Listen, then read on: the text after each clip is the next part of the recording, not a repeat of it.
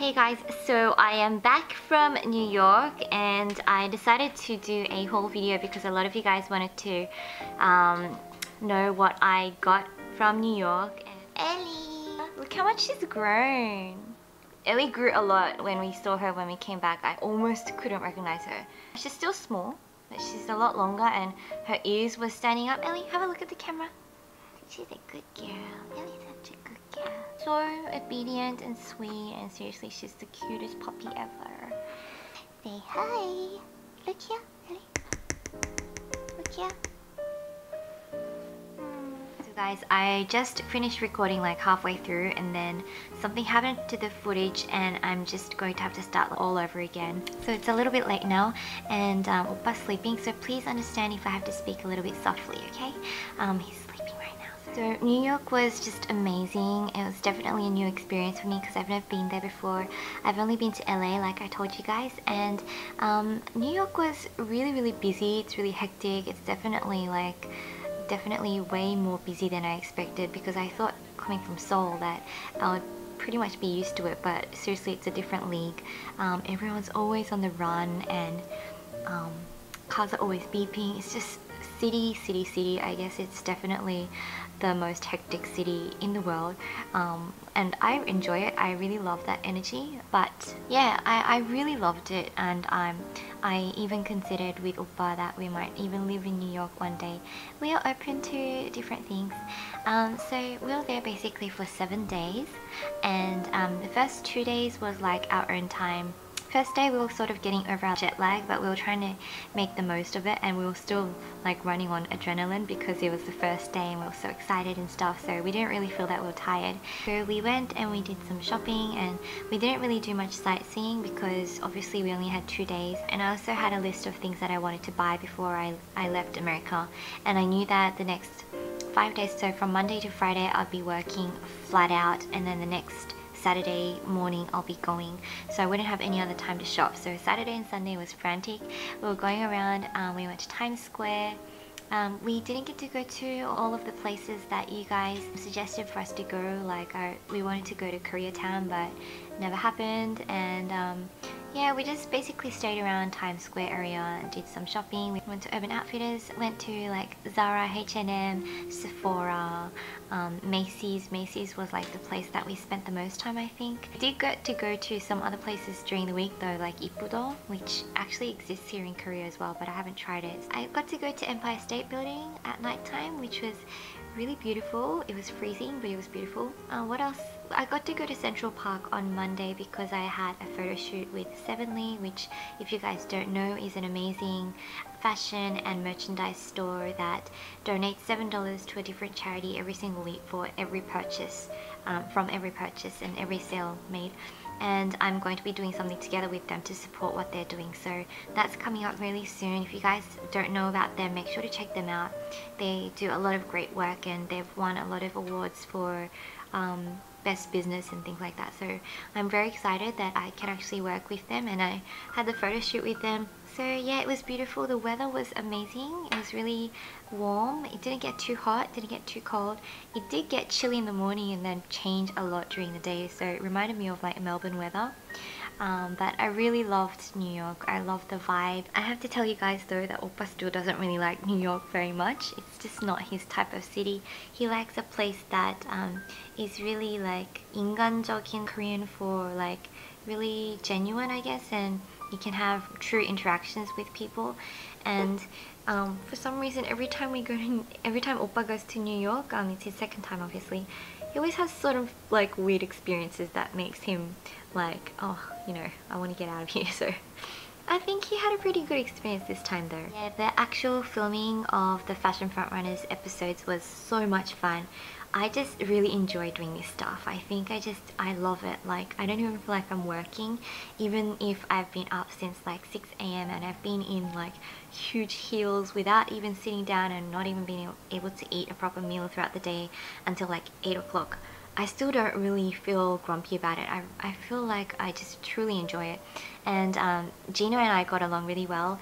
At first it was a little bit awkward because English is her second language, so obviously she's more comfortable with speaking Chinese, and you know, we didn't really know each other very well. But once the momentum kicked off, by the end of the last day of filming, we were so bum chummy and it was just really comfortable and fun. The first 2-3 days was filming outside and doing a lot of like walking around the streets of Soho, shopping, and going to New York Fashion Week and doing a lot of filming there. So we finished the 6 episodes in 3 days. It was really hectic. Anyway, so the final day was mostly at a studio where we were filming the makeup and outfit tutorials, and that is like my arena. I love doing that kind of stuff. I love being on set and I love doing makeup, so I really enjoyed it. We got to do some dancing with the outfits. It was really good. CTV were amazing. They were so nice. So basically guys, if you don't know, we'll start from the beginning. Basically, we moved to Korea in January, and we just moved because, to be really honest with you guys, like the real reason is just because we felt God calling us to this nation. A lot of you guys know that we're Christian. Our faith has a lot to do with everything that we do. It has everything to do with everything that we do actually. We actually moved to Korea not because of like ambition or anything, but because we actually felt this urgency in our heart to move to Korea and that we had something to do here. And so it was like a huge step of faith, and when we were praying about it, the ball just went rolling, the doors opened, William got a job, all our furniture and our 2 cars, everything just was gone within like days. And it was almost like something was pushing us to Korea. Like the doors opened for us to get a house here, and it just opened up, and then we ended up moving within like 2 months of just even thinking about it. And then of course, after moving to Korea, I was never even thinking of working in broadcasting, but the role just came to me out of nowhere. Literally just came to me on a plate, and then I took it up, decided to try it, and I've been doing TV broadcasting ever since, like, how long has it been? Like February, March now? And through this role, I was able to get this role with CTV as well. They invited me to host the show, Fashion Frontrunners. So this experience is just all combined together, and I've just been able to go on this journey, and I'm so glad that I can do it together with you guys. So yeah, that's like the story of how I got this role, and I'm just really grateful because I'm able to do what I love, and I really enjoy doing media stuff. And a lot of you guys probably know that I was actually an accountant originally, and I did commerce arts for like 2 years, and then I changed to teaching, and I was teaching full-time up until last year when I decided to try doing full-time YouTube, and then it's just gone so quickly. So yeah, our lives have changed a lot since moving to Korea, and we have a lot of exciting things coming up as well, which is not about fame and fortune, but really all about being a positive influence. And that's really the entire reason why I started doing YouTube in the first place as well. It's not because I wanted to become rich or famous or anything, which is completely the wrong reason to start YouTube anyway. If you start with that in mind, you won't really get to the maximum potential of who you were made to be. So I don't advise that at all, but I started YouTube really because I wanted to somehow just connect with other people and share my life and share positive things with people. And if I ever did become influential in any way, I wanted that to be transcending in a positive way. That is the reason why, and so I really feel like this is like a journey for me, and I actually got to see a couple of famous people. I got to see that out there in real life. He was in the VIP lounge of New York Fashion Week, and he's a lot smaller in real life. It was so cool to see him. I didn't actually go up to him and say anything to him, but I did take a photo. And I also got to meet some of the models backstage and take some photos with them. They're super gorgeous, really tall, like I feel like a complete midget next to them. I got to see, you guys will see in my vlog, but some Girls' Generation members were standing right in front of me and Oppa in the immigration line at JF Kennedy Airport when we arrived in New York, and that was like epic. Oppa wouldn't even believe me that it was them. He was like, no way, they don't look like celebrities. They were standing in front of us for like 30 minutes, so I did try to vlog a little bit because I knew you guys would be excited about it. One lady tried to say hi to them, and out of etiquette they did turn around and 인사드려, like greet them and bow in Korean way. But then the lady that was with them said, "You're not allowed to. Please don't speak to them." It was kind of strange and awkward. They were very shy. So yeah, I got to see Taeyeon and Soyeon, and then at New York Fashion Week, I got to meet some of the designers. I saw Christina Milian. I'm not even sure if I'm saying that name properly because I haven't heard her name for such a long time. She just walked past and all this paparazzi was like following, and she was really cute and pretty and gorgeous, and she was just like walking out of the door, going to her car. And yeah, it was really strange because, as you guys all know, although I do beauty, I don't really live for this stuff because I do believe in having a healthy balance.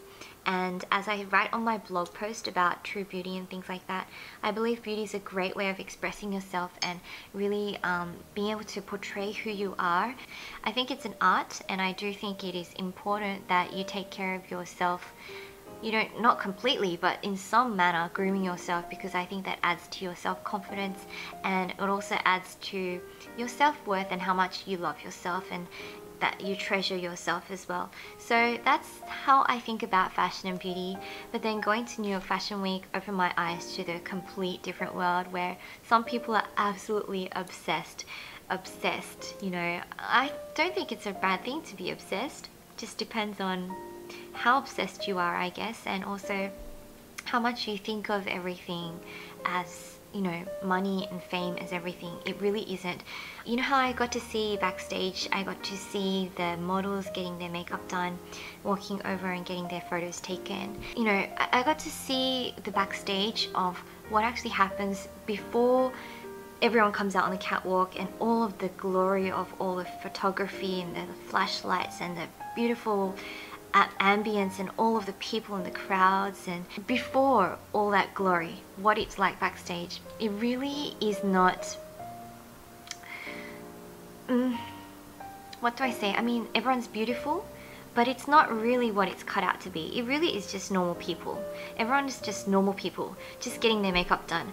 I saw makeup artists doing the models' makeup and their hands were literally shaking because they were so nervous, and because there are people just all around. Like, people are just, it's just normal. And I just wanted to like share that with you guys, that it's the fame and glory that you see on TV or in magazines, I don't know, posters, like even on YouTube. It really just looks amazing because of the lighting and because of the way that it's been edited and the music and just the production of it. But that's what I want to emphasize. Most of the glory of this world, like the money and the fame and the beautiful people, it really is like a result of a production, and behind the scenes it's not really that much. So if you're living to become famous, or you've got your eyes set on having a lot of popularity or a lot of wealth or beauty, once you get to that end, you'll probably find that it's not what you thought it was. It really is nothing. It really is nothing. And that's what I really want to emphasize. Like, life is truly all about living the moment and loving the people around you, really being grateful for what you have in your own hands. I mean, it's fun to acquire things and have fun shopping. I mean, it's all part of being a woman, right? Like, we enjoy pampering ourselves and stuff. That's fine, but never set your eyes on that and in the process lose sight of what you have in the moment right now.